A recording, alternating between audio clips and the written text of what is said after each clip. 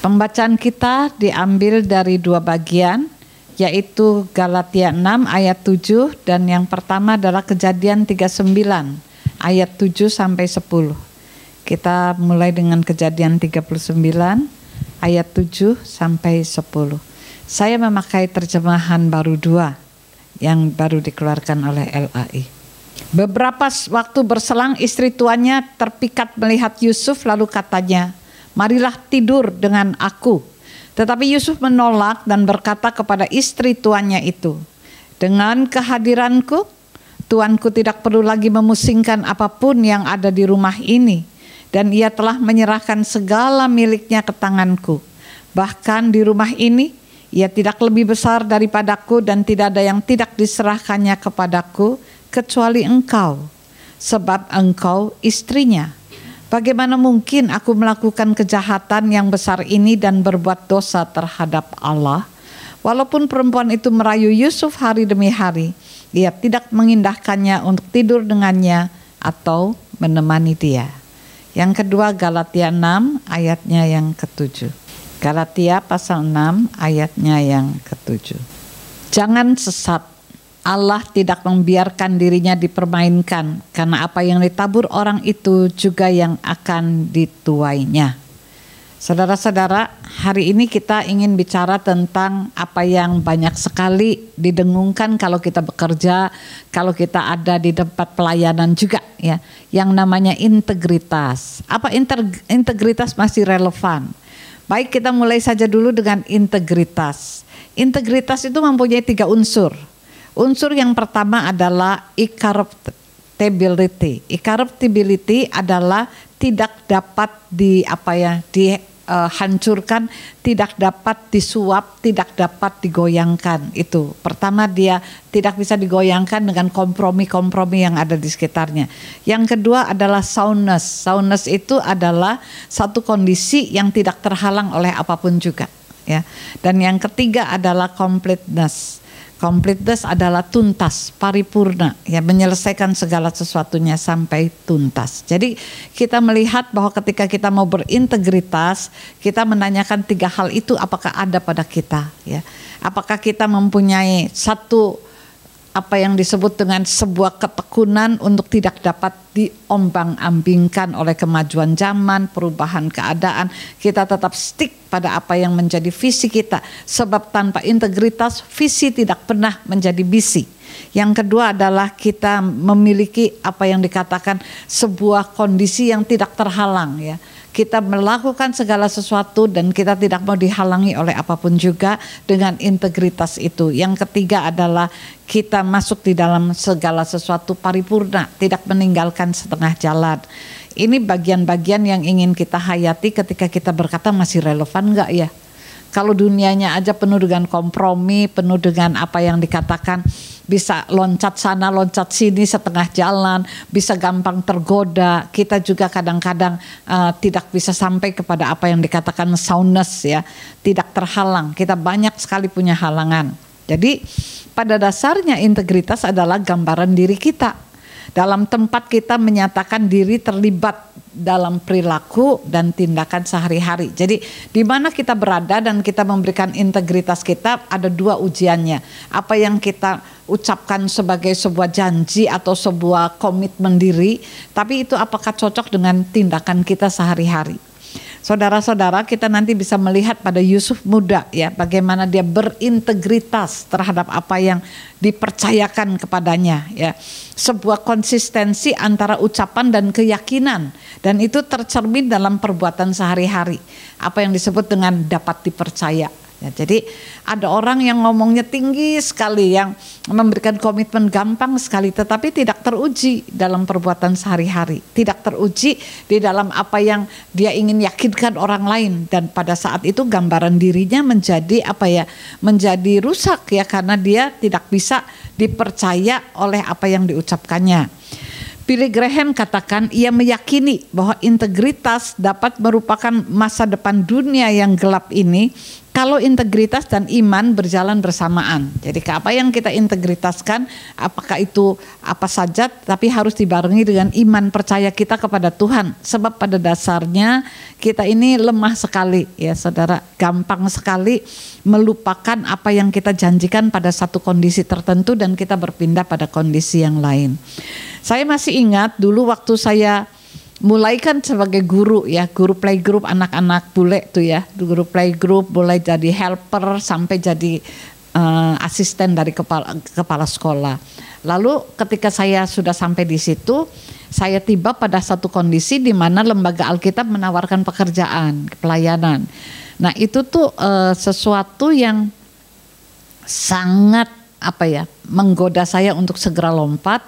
Pada pihak yang lain saya juga punya komitmen untuk preschool ini gitu ya.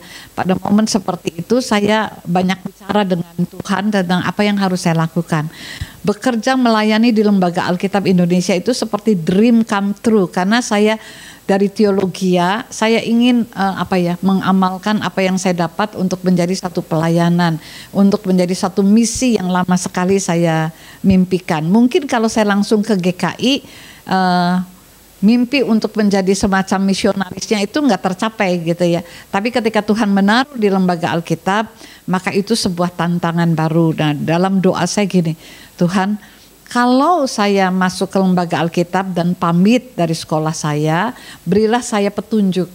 Dan petunjuknya memang itu bukan karena ini juga ya Tuhan, bukan Tuhan kasih penyakit, tapi saya punya penyakit yang nggak bisa berdiri, saya pendarahan gitu. Jadi saya pamit dan saya masih ingat waktu itu saya katakan ini satu lompatan pertama.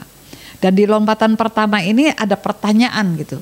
Saya di situ selama 6 tahun dan apa yang menjadi bagian dari dasar saya untuk meninggalkan bocah-bocah ini gitu ya. Lalu kemudian oleh karena tanda penyakit itu saya memang pindah saudara.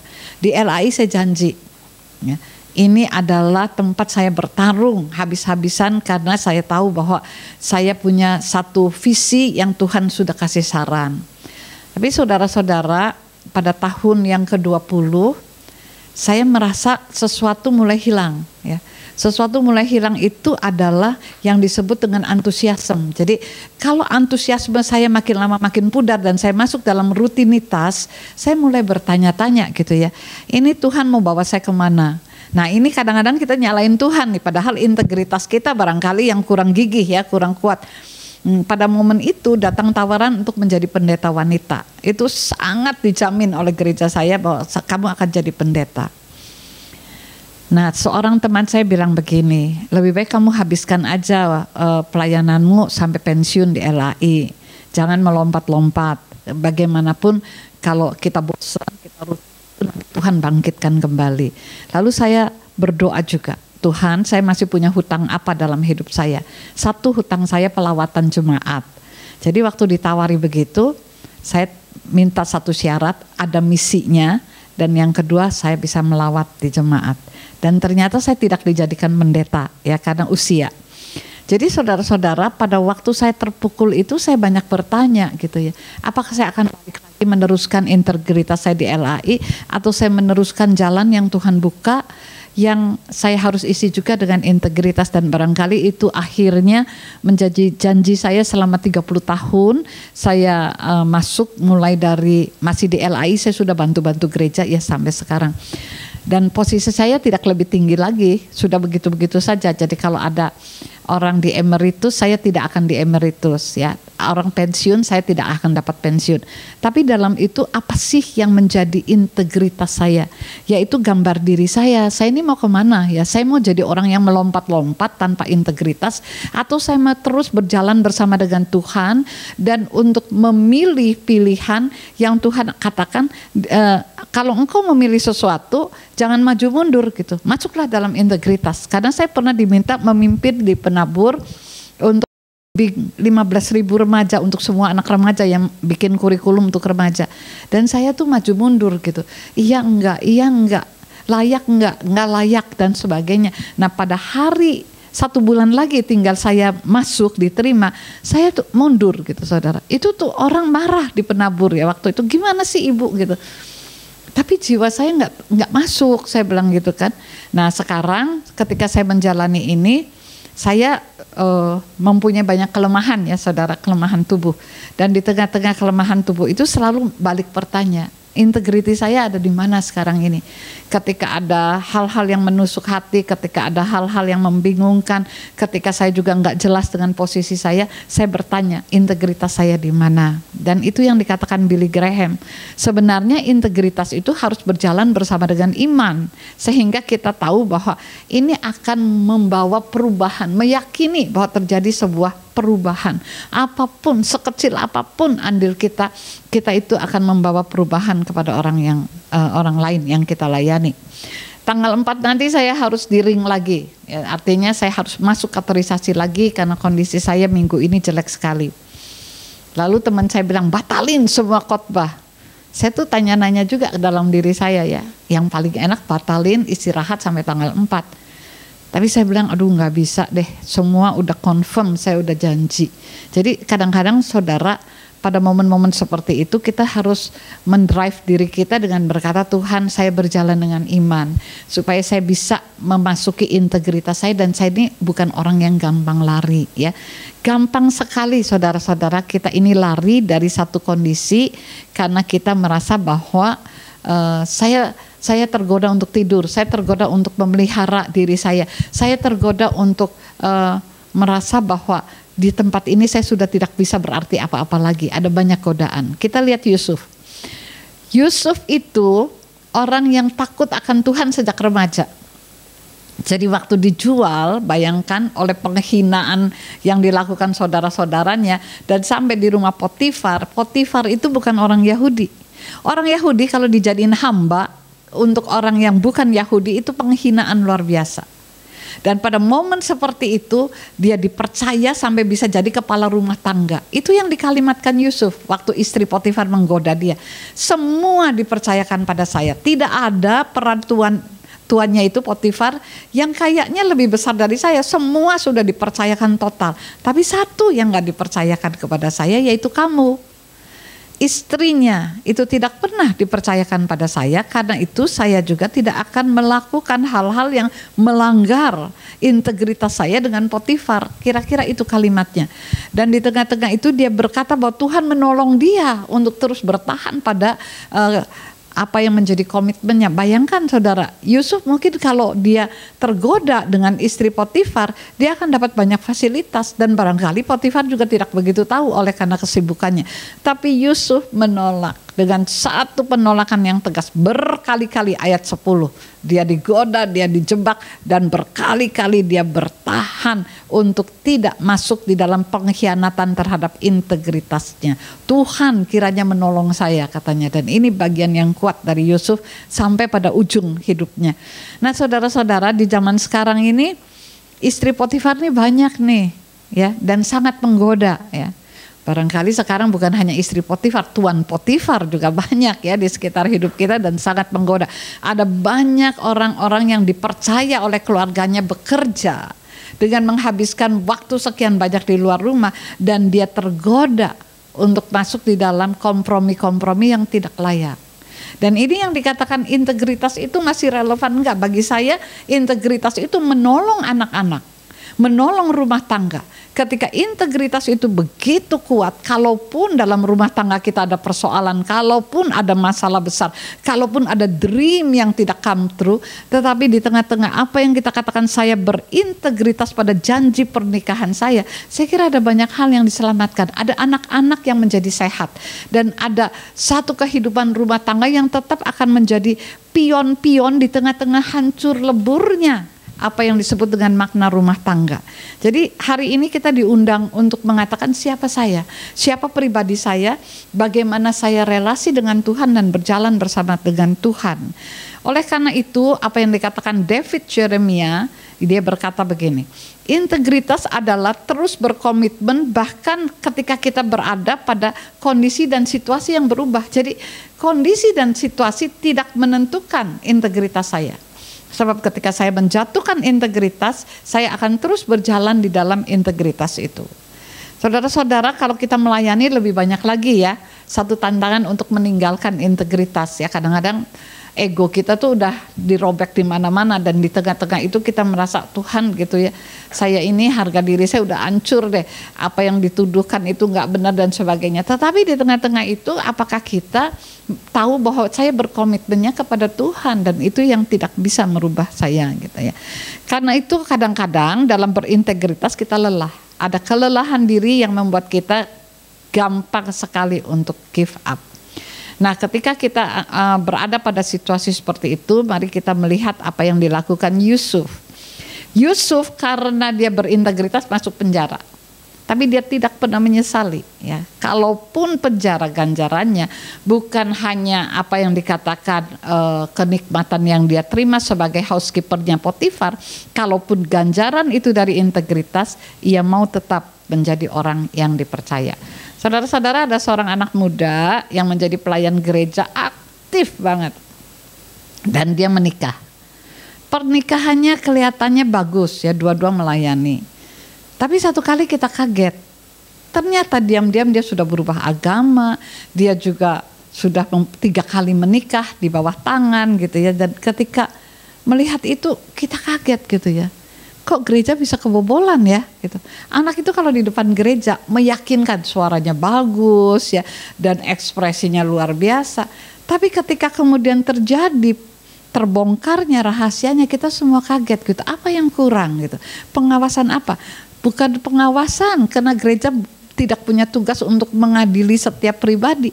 Tetapi kalau orang hanya datang untuk mengatakan I praise you Lord dengan sesuatu apa yang dikatakan euforia, itu belum membuktikan apa sebetulnya dirinya, kepribadiannya. Dan kepribadian itu menjadi sangat penting ketika kita ada di dalam kepribadian beriman.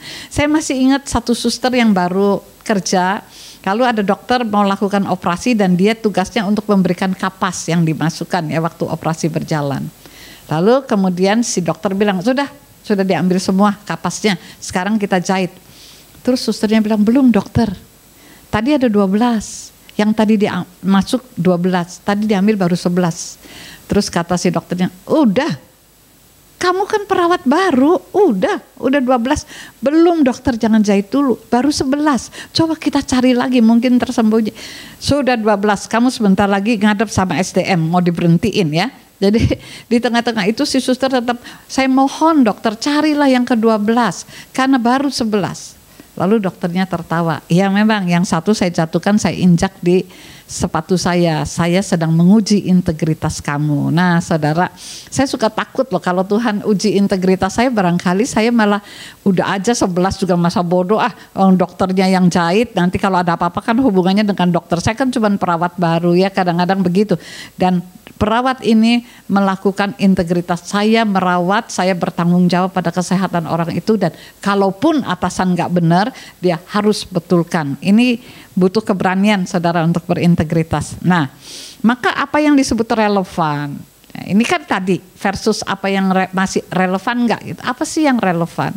Cocok dengan suasana, cocok dengan kondisi, atau cocok dengan selera kita.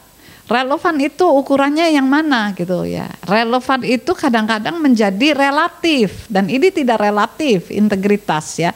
Jadi kalau dikatakan integritas itu apa kita tidak jadi orang bodoh ya di tengah-tengah dunia yang seperti ini? Ya enggak sih, kalau kita yakini bahwa di tengah-tengah dunia yang seperti ini, di tengah-tengah jabatan yang dipercayakan, di tengah-tengah apapun juga, kita tetap berpikir bahwa menjadi orang yang relevan itu tidak sama dengan berintegritas. Karena itu kita lebih pilih yang mana? Saya lebih pilih dengan yang berintegritas, walaupun ada banyak hal yang harus dipertaruhkan dan diberikan di sana. Henry Harold satu kali dia bercerita, ada seorang pemilik retail ya, jadi kayak supermarket begitu. Lalu dia bilang kepada pegawainya yang baru, dia bilang, anakku, katanya, kamu harus punya 2 hal. Yang pertama itu integritas, yang kedua adalah katanya hikmat. Integritas artinya ketika kamu menjalankan bisnis ini, katanya, kamu harus komitmen. Kalau kamu udah janji sama seseorang bahwa harus begini, kamu harus laksanakan apapun juga ya kondisinya. Kamu harus laksanakan karena kamu udah berjanji. Lalu si pegawainya tanya, lalu yang disebut hikmat apa?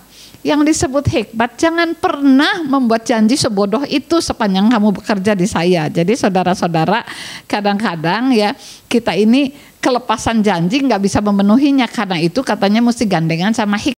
Kalau kira-kira masih meragukan, jangan asal ngomong gitu ya. Dan di tengah-tengah jangan asal ngomong ini, kita juga dididik untuk kalau sudah kita bicara ya harus kita penuhi. Jadi semoga kalau ditanya ini gimana ya integriti ini apakah masih relevan, maka saya sih bilang karena ini tidak diukur oleh perubahan situasi dan kondisi, anak Tuhan seperti apa yang dikatakan oleh Galatia tadi, jangan sesat, Allah tidak membiarkan dirinya dipermainkan, karena apa yang ditabur orang itu juga yang akan dituainya.